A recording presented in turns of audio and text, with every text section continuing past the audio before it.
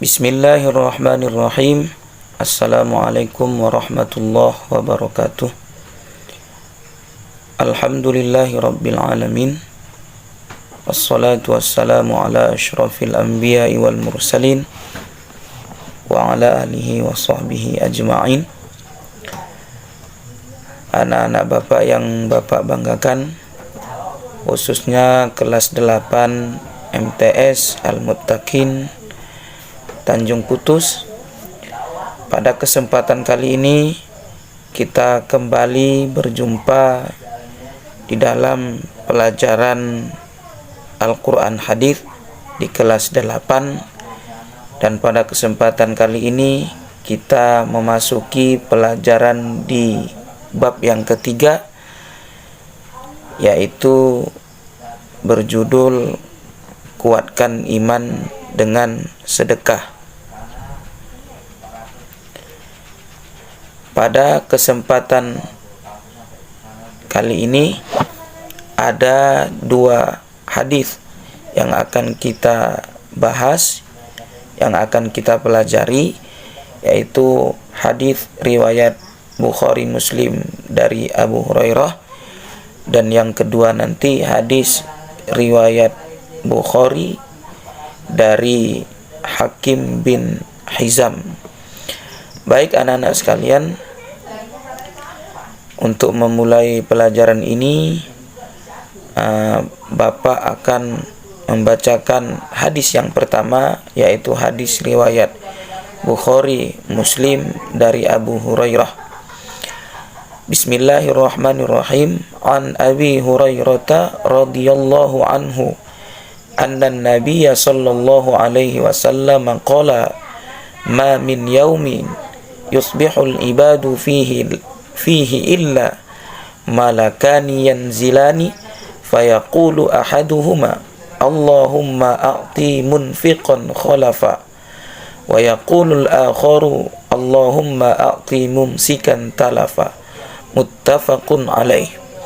Artinya dari Abu Hurairah radhiyallahu anhu bahwa Nabi sallallahu alaihi wasallam bersabda, tidak ada suatu hari pun ketika seorang hamba melewati paginya kecuali akan datang dua malaikat kepadanya, lalu salah satunya berkata, ya Allah, berikanlah pengganti bagi siapa yang menafkahkan hartanya. Sedangkan yang satunya lagi berkata, ya Allah, berikanlah kehancuran atau kebinasaan kepada orang yang menahan hartanya atau bakhil. Hadis riwayat Bukhari dan Muslim. Nah, anak-anak Bapak sekalian, ini merupakan hadis pertama pembahasan kita di bab yang ketiga. Mengenai isi kandungan atau penjelasan dari hadis yang kita baca pertama tadi, bahwa yang pertama sesungguhnya para malaikat berdoa agar Allah Subhanahu wa taala mengganti harta orang-orang yang berinfak. Jadi di sini disebutkan bahwa orang yang berinfak itu setiap pagi didoakan oleh malaikat supaya harta yang diinfakkannya itu menjadi berkah, menjadi bertambah. Jadi kalau harta itu sudah berkah, maka harta itu akan membawa kebaikan bagi kita, baik di dunia maupun di akhirat. Yang kedua, kandungan hadis tersebut adalah Allah akan mengganti dengan kebaikan di dunia dan pahala di akhirat dari apa yang kita sedekahkan di jalan Allah. Yang ketiga, para malaikat akan mendoakan agar Allah melaknat dengan menghancurkan atau membinasakan orang-orang yang bakhil atau kikir terhadap hartanya. Maka di dalam Al-Quran Surah Saba ayat 39 Allah berfirman, A'udzu billahi minasyaitonir rajim. Wa ma anfaqtum min syai'in fahuwa yukhlifuh wa huwa khairur raziqin. Artinya, dan barang apa saja yang kamu nafkahkan, maka Allah akan menggantinya, dan dialah Allah Maha pemberi rezeki yang sebaik-baiknya.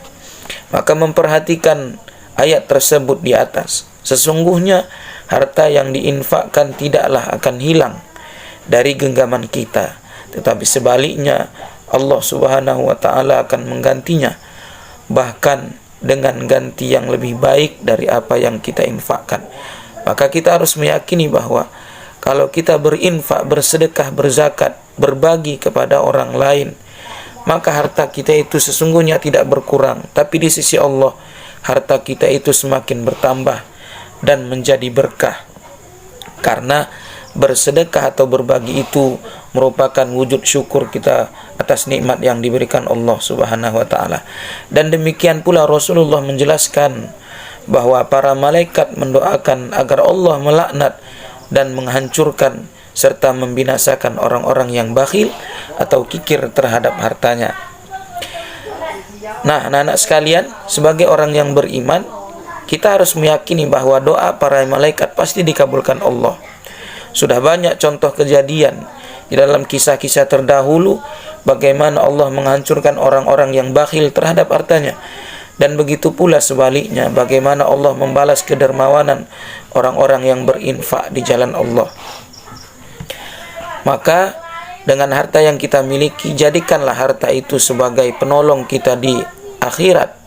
Jangan sampai harta itu menjadi azab bagi kita nanti ketika kita telah berada di akhirat nanti. Baik anak-anak Bapak sekalian, itu merupakan hadis pertama, yaitu hadis riwayat Bukhari dan Muslim dari Abu Hurairah mengenai doanya para malaikat kepada orang yang berinfak dan doanya para malaikat juga kepada orang yang bakhil. Yang kedua, hadis riwayat Bukhari dari Hakim bin Hizam. Ini merupakan hadis kedua di pelajaran kita yang ketiga di bab yang ketiga ini. Kita baca bersama. Bismillahirrahmanirrahim. An Hakimi ibni Hizamin radhiyallahu anhu an Nabi sallallahu alaihi wasallam qala al-yadul ulya khairum minal yadis sufla wabda biman ta'ulu wa khairus sadaqah an dhahri ghinan wa man yasta'fif yu'iffahu Allah wa man yasta'ni yughnihillahu. Dari Hakim bin Hizam radhiyallahu anhu, dari Nabi sallallahu alaihi wasallam bersabda, tangan yang di atas lebih baik daripada tangan yang di bawah. Maka mulailah untuk orang-orang yang menjadi tanggunganmu dan sodakohkan. Sodakoh yang paling baik adalah dari orang yang sudah cukup untuk kebutuhan dirinya. Maka barang siapa yang berusaha memelihara dirinya, Allah akan memeliharanya, dan barang siapa yang berusaha mencukupkan dirinya, maka Allah akan mencukupkannya. Hadis riwayat Bukhari. Anak-anak Bapak sekalian, mengenai hadis yang kedua ini, kandungannya yang pertama adalah tangan yang di atas lebih baik daripada tangan yang di bawah. Maksudnya bahwa orang yang memberi lebih baik daripada yang menerima. Namun demikian bukan berarti jika kita diberi sesuatu oleh orang lain tidak boleh menerima. Terkadang kita lebih nyaman menjadi orang yang tangannya berada di bawah daripada menjadi orang yang tangannya berada di atas. Padahal kemuliaan itu antara orang yang memberi dan orang yang menerima jauh lebih mulia orang yang memberi daripada orang yang menerima. Maka ketika kita memiliki kelebihan harta, jadilah orang yang senantiasa berada pada tangan yang di atas. Yang kedua, kandungan hadis tersebut, jika ada yang memberi, tidak dilarang untuk menerimanya, tetapi kita dilarang untuk meminta-minta. Meminta-minta dilarang keras dalam syariat, kecuali dalam keadaan sangat terpaksa. Maka kita sesungguhnya seorang muslim tidak boleh meminta-minta, menjadi peminta-minta. Apalagi kalau di dalam satu hari kita memiliki kebutuhan untuk dimakan di hari itu, maka kita haram hukumnya meminta. Kemudian yang ketiga, menafkahi keluarga yang menjadi tanggungan adalah harus menjadi prioritas utama dibandingkan memberi nafkah orang lain. Maka mulailah berinfak dengan mencukupi kebutuhan diri sendiri, lalu orang yang menjadi tanggungan kita. Berinfak untuk diri lebih baik daripada selainnya. Maka aturan berinfak, bersedekah, berbagi itu adalah yang diutamakan keluarga kita terlebih dahulu. Baru ketika keluarga kita sudah tercukupi oleh kita, maka kita bisa memberikan, menyebarkan harta yang kita miliki kepada orang lain, agar keluarga kita tidak menjadi peminta-minta. Maka kita disuruh untuk mencukupi ketika kita memiliki, mencukupi keluarga kita yang dalam keadaan kekurangan. Inilah penjelasan hadis Nabi tentang sedekah, tentang berbagi, yang diriwayatkan oleh Bukhari dari Hakim bin Hizam. Jadi anak-anak Bapak sekalian, mudah-mudahan dari hadis ini dapat kita manfaatkan, kita ambil pelajaran darinya. Jadilah kita orang yang dermawan, karena orang yang dermawan akan mendapatkan doa malaikat.